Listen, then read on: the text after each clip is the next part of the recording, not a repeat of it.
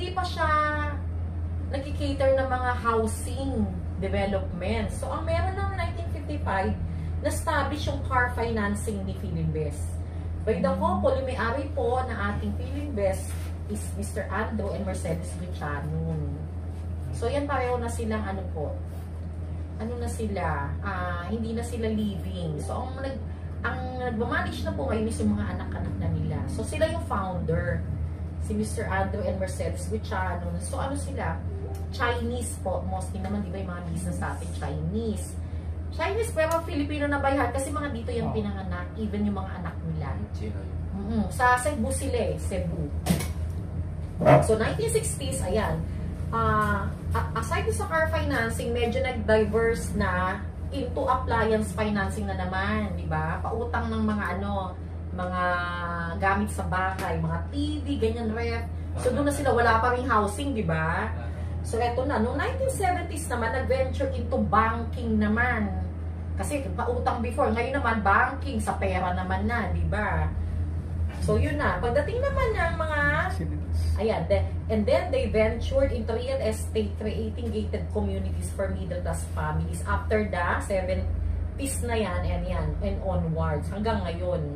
So, nawala na yung banking, meron pa. Because, iba, East-West po, bank, diba? So, natuloy, wala na lang yung mga lending nung yung mga car and yung mga appliances. So, dun na. Banking and sa real estate na dun na. So, ano yung evolution ng real estate ni Philinvest? Nag-start saan?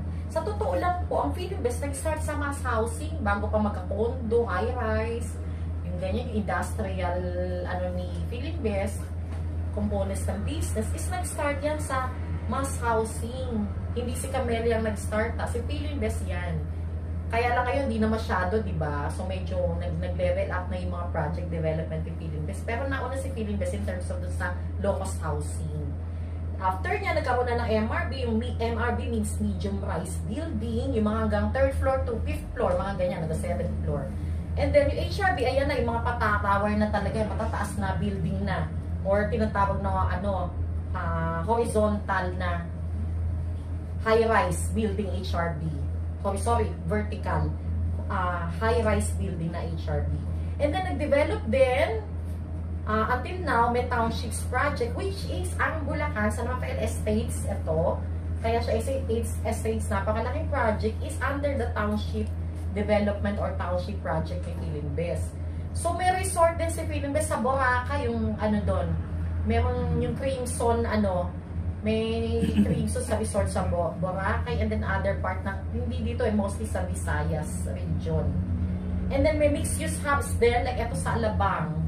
Meron dyan, mixed-use hubs.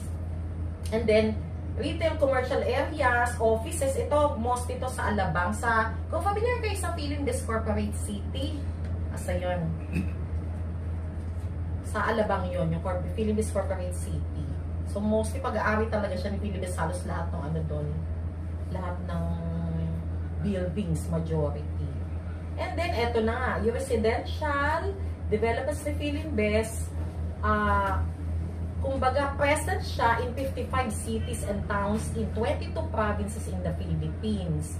One of the largest mid-rise or MRB developers in the country, and is a market leader in affordable and middle-income residential market. Sa ngayon yun yung ni Philinvest, wala na masyado yung ang naiwan na lang yata na socialize dito sa Bulacan, di ba wala tayo. Ang naiwan na lang sa ngayon na medyo pabaha, yun yung category or branding ng mga low-cost project ni Philinvest sa parteng Cavite.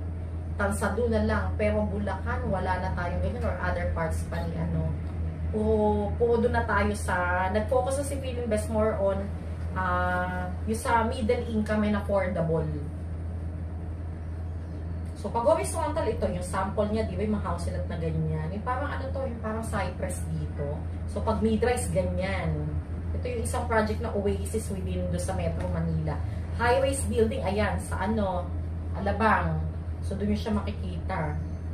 So, ang meron lang tayo dito sa Bulacan, wala tayong MRB or high-rise. Ang meron tayo, horizontal lang.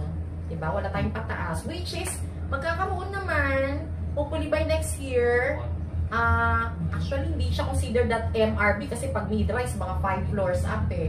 So, walk up, magkakaroon tayo ng walk up. Wala pa lang details ngayon. I don't know kung narinig yun na before reserve ad. So, yung walk up na tinatawag hanggang 3rd floor siya na walang elevator. Diyan yung sa likod ng tsera.